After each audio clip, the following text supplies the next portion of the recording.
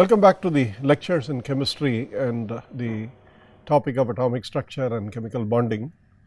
My name is Mangala Sundar.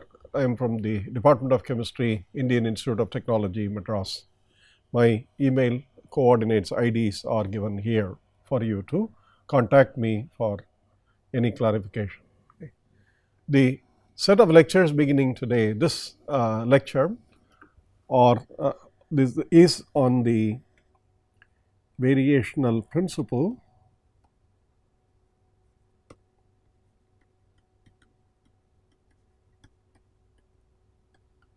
in quantum mechanics, and we will do it only in quantum chemistry. We will look at it non-mathematically as much as possible, and this lecture title is Linear Superposition of Wave Functions.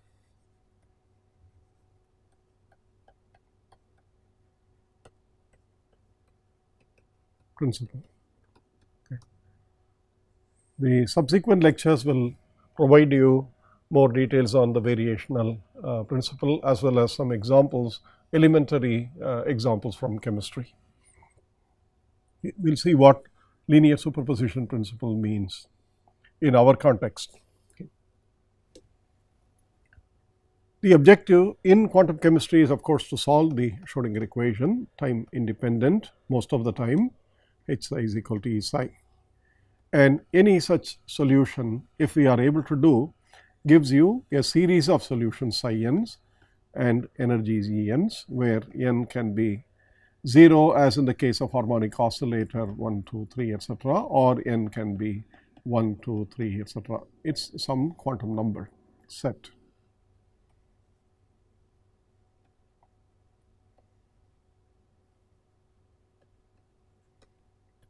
Finite or infinite. Let us first look at finite case, finite number of solutions.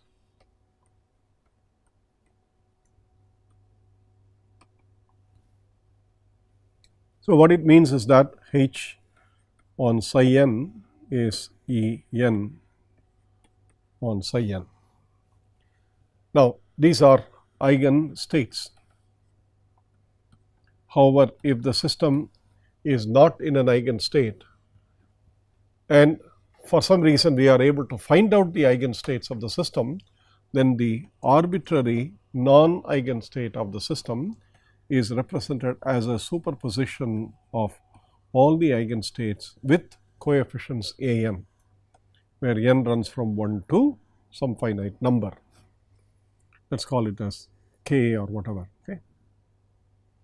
Or let me do the following, write the overall wave function as sum over k is equal to 1 to n psi k with some linear combination coefficients c k. Usually these wave functions psi n's, which are eigenfunctions, can be chosen as or often or orthogonal to each other, so that you have psi n star psi m d tau is delta n m. Therefore, using this orthogonality, if we want to normalize this wave function, then we have psi star psi d tau is equal to 1, gives you the condition that the sum over the coefficients absolute square for all the values 1 to n c k square is equal to 1. Okay. So, this is a very straightforward integral to obtain, and I think I have discussed this enough in the previous lectures that I would assume that we use this condition, that the coefficients are such that the absolute square c k is the probability that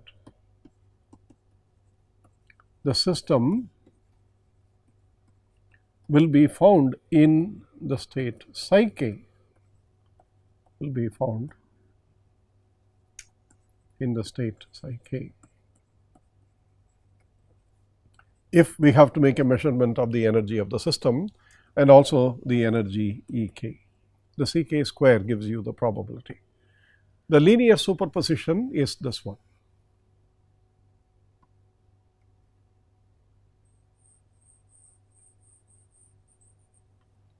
Now, there are obviously many problems. In fact, most of the problems in quantum chemistry, we do not know the psi n's that you see here. Let me write them down. We do not know these psi n's, and our job is to first find out these psi n's.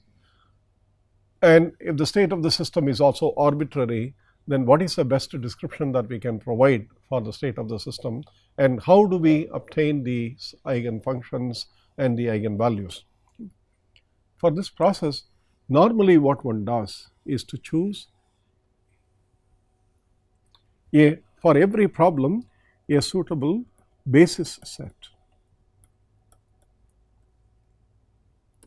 of functions.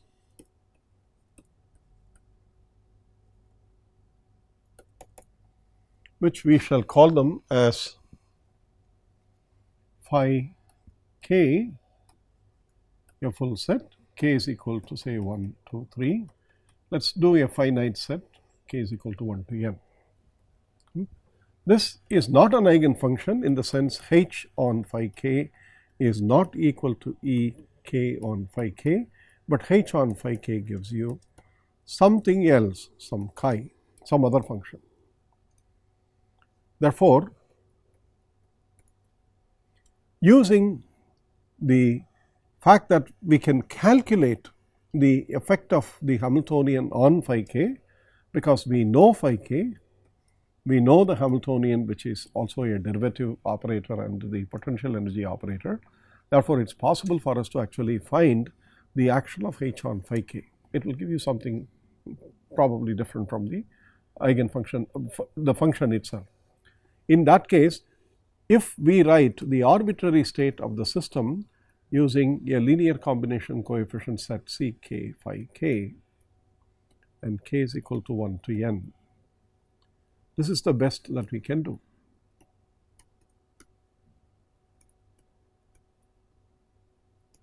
If psi n's were not known. Apart from all the model problems that I have solved already, the psi n's are generally not known for most of the problems. Therefore, we have to choose an arbitrary set of basis functions with preferably we will have the basis functions phi k star, phi l, d tau, whatever is the space available to the system. If it is 3-dimensional, this will be some volume element, and then the integral will tell you the entire volume in which the system is studied. Given that, we probably would like to have a phi k star phi l is equal to delta k l.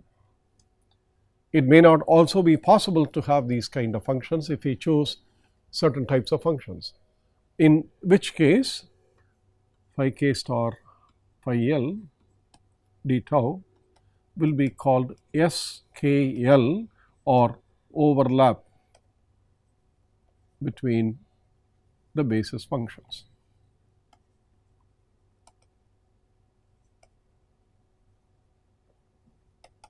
SKL is not 0, but we can always have SKL KK chosen to be such that it is 1, because these functions can be normalized.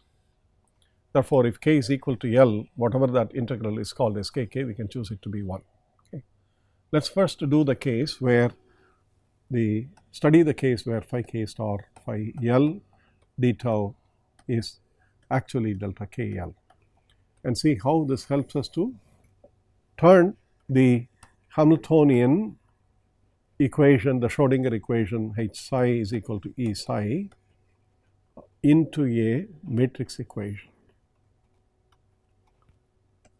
into a matrix eigenvalue equation.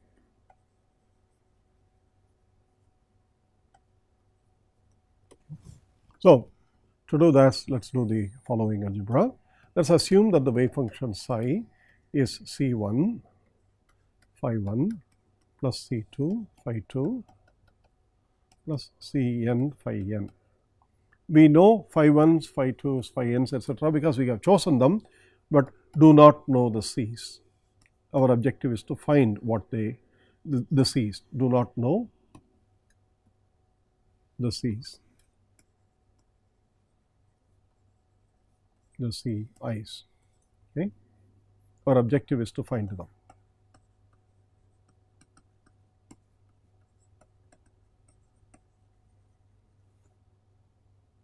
Therefore, if we write H psi is equal to E psi, if we write this, it is H on C1 phi 1 plus C2 phi 2 plus Cn phi n is equal to E on C1 phi 1 plus C2 phi 2 plus Cn phi n. To turn this into a matrix equation, let us do the integration by first multiplying everything by phi 1 star and integrating with respect to the volume element and over all the space. See, overall space here means that, for example, if you did the particle in a box, the box length 0 to L, that is the integral limit. If it is a particle on a ring, it is the value of the angular coordinate, namely 0 to 2 pi, that is the limit. And in the case of hydrogen atom, it is the entire 3-dimensional volume, x, y, z all going from minus infinity to plus infinity, or theta phi in the hydrogen atom having all those values. So, this is what it means over all the space that is available to the system, and the volume element is dependent on the dimension of the system that we have. So, if we do this phi 1 star, then you can do the same thing on the right hand side with phi 1 star, E C1 phi 1 plus C2 phi 2 plus Cn phi n d tau. Now, the left hand side is essentially phi 1 star H phi 1 integral d tau times C1 plus integral phi 1 star H phi 2 d tau times C2 plus and so on. You have integral phi 1 star H phi n d tau Cn, and that is equal to E times, the first one is of course the phi 1 star phi 1 is a normalization integral, and therefore it is a constant C1, that is the result, and the rest of it phi 1 star with phi 2, phi 1 star with phi 3. Remember, we choose the functions to be orthogonal to each other. I have chosen that here. They are orthogonal. Therefore, all the other terms will go away from the right hand side, and what you will have is only this. The left hand side, each of this integral can be labeled as the matrix element of the Hamiltonian with respect to this ordering of the basis functions from 1 to n. So, the first one is 1 1 C1 plus the second one is 1 2 C2 plus H1 3 C3 plus H1 n Cn is equal to E C1. Okay. There is nothing specific about phi 1 star integration on this equation.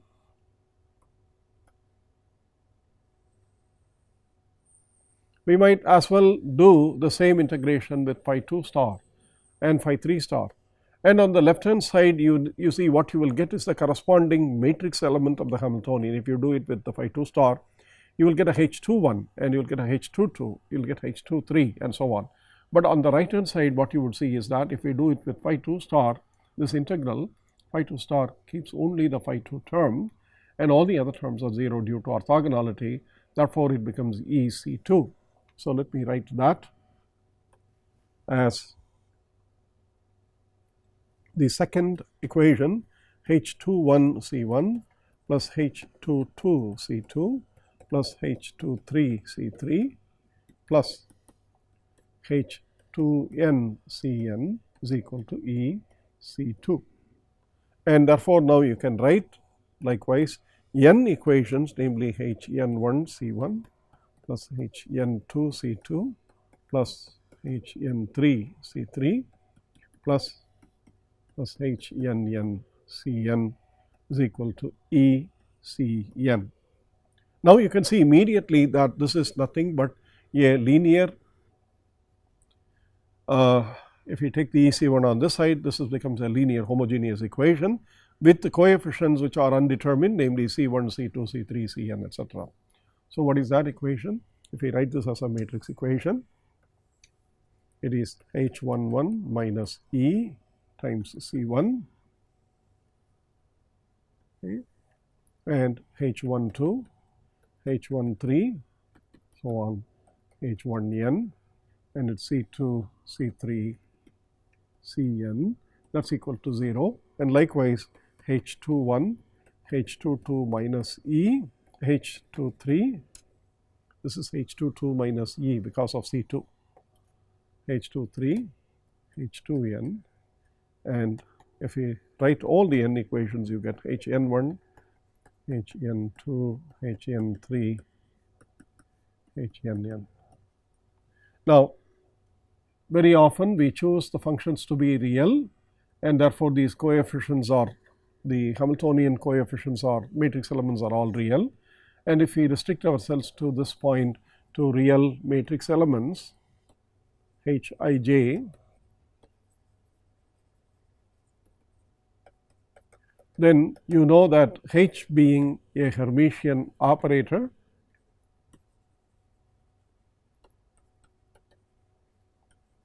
or a symmetric operator here, Hij is equal to Hji.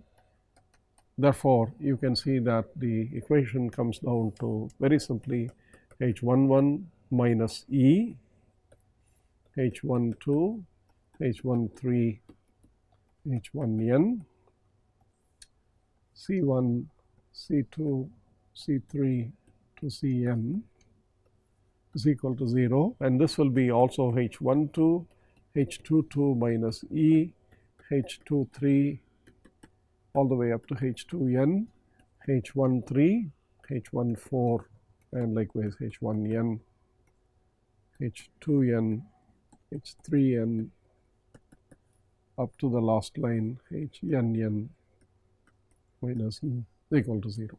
So, the Schrodinger equation in the case of the unknown eigenfunctions assumes the form of using some known basis set functions. The basis set functions are chosen carefully for different problems in different ways. The whole art of quantum chemistry is the right choice of the basis functions, and also in almost all the cases the basis functions are never finite. I mean, in principle there are infinite basis set functions. Therefore, the generalization of this to the real matrix eigenvalue problem of quantum mechanics is direct and also immediate.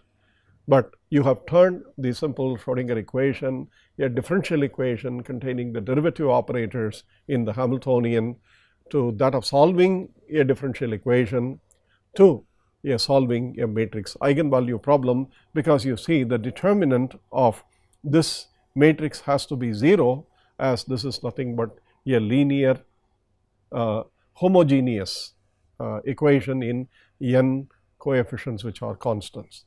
Now, the determinant of this, if it is 0, it is going to give you a polynomial of e raised to n as the leading term, and therefore there are generally n solutions. N eigenvalues E1 denoted as E1, E2, En. For each eigenvalue E, you will have a column vector E1, you will have a column vector C1, C2, C3, Cn, but this column vector is unique to the eigenvalue E1. So, let us denote this as the following, that if this is C1,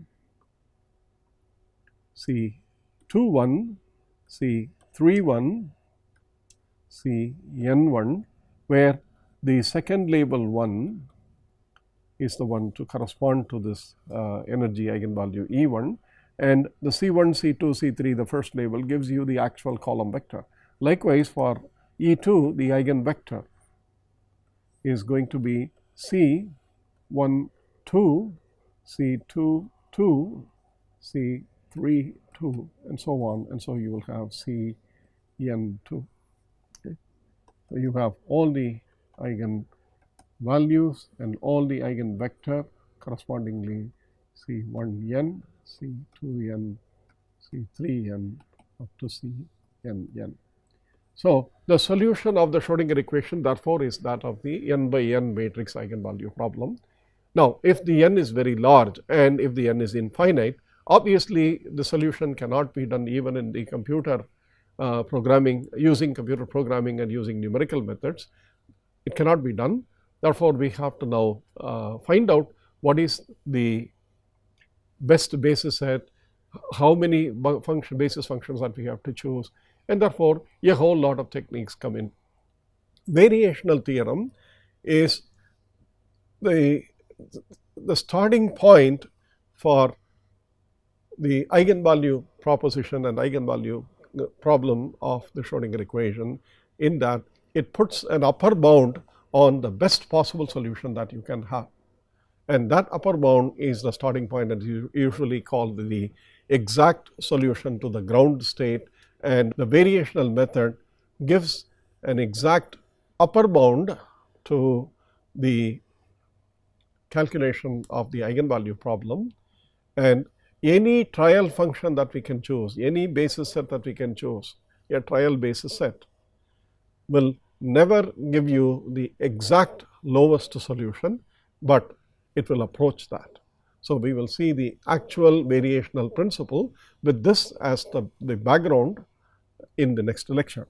But let me complete this lecture with the possible case that the basis sets phi k, phi l star, d tau are not 0 even if k is not equal to L. That is, there is an overlap. If we define this as SKL, how does this equation change? This one. Okay. We have integrated the Schrodinger equation H psi is equal to E psi using phi 1 star, and the term that we had kept is phi 1 star C1 phi 1 E, because phi 1 star phi 2 integral d tau is 0 and all these things are, but if they are not 0, each one will be denoted as an overlap integral S12 in this case, S13 in the next case, S1n and so on.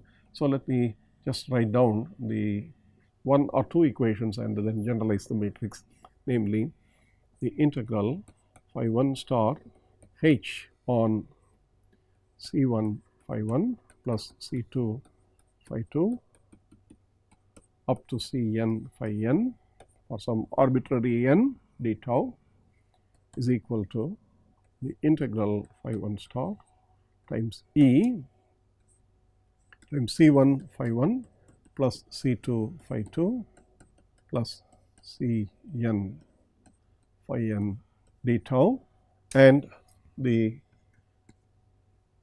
equation is C1 H11 plus C2 H12 plus etc. up to Cn H1n is now equal to E.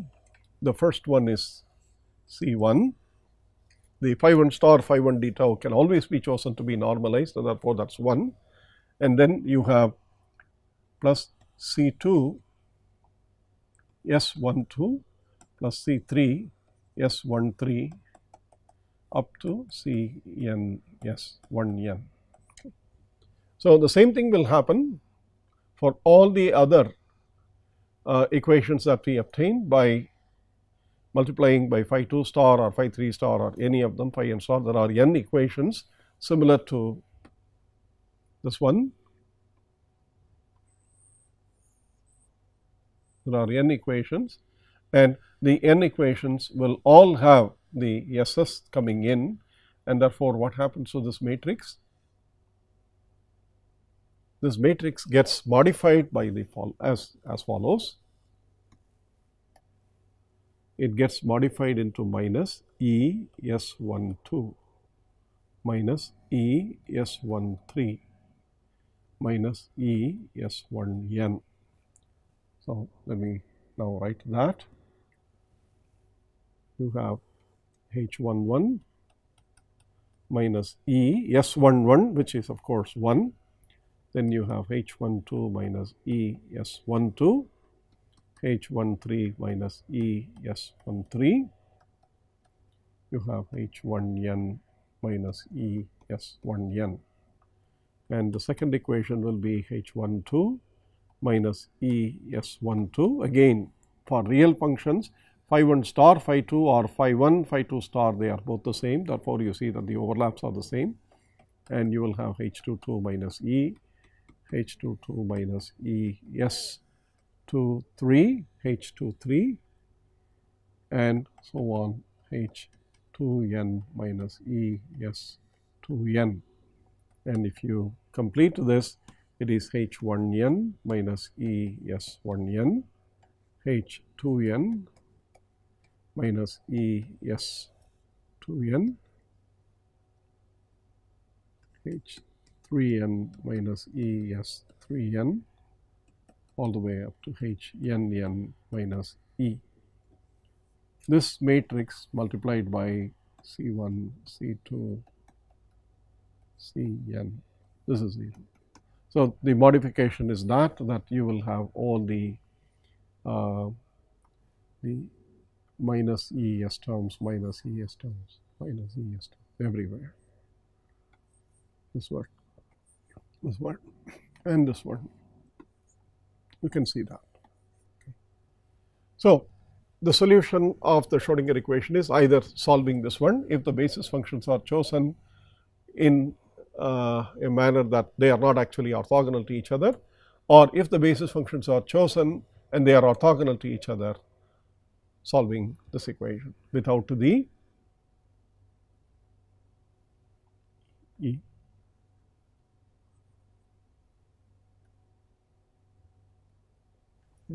Solving that. So, this is the matrix eigenvalue problem, and this is the direct result of assuming the wave function to be a linear superposition of some unknown, but whose properties we understand and whose integrals we can calculate. We use that as a basis function. Therefore, the intelligent choice is to find the right set of basis functions close to what are possibly the eigenfunctions. Of course, the eigenfunctions are what we want and the eigenvalues are what we are always looking for. Okay. In the next lecture, let me introduce the variational theorem with this as the background, and will tell you a little bit about how to apply the variational theorem for some very elementary problems. The entire quantum chemistry program today depends so much on the fundamentals of variational principle that it is important for us to follow through this in the course, even in an elementary way. We will meet the next time with a little bit of introduction to the variational principle. Until then, thank you very much.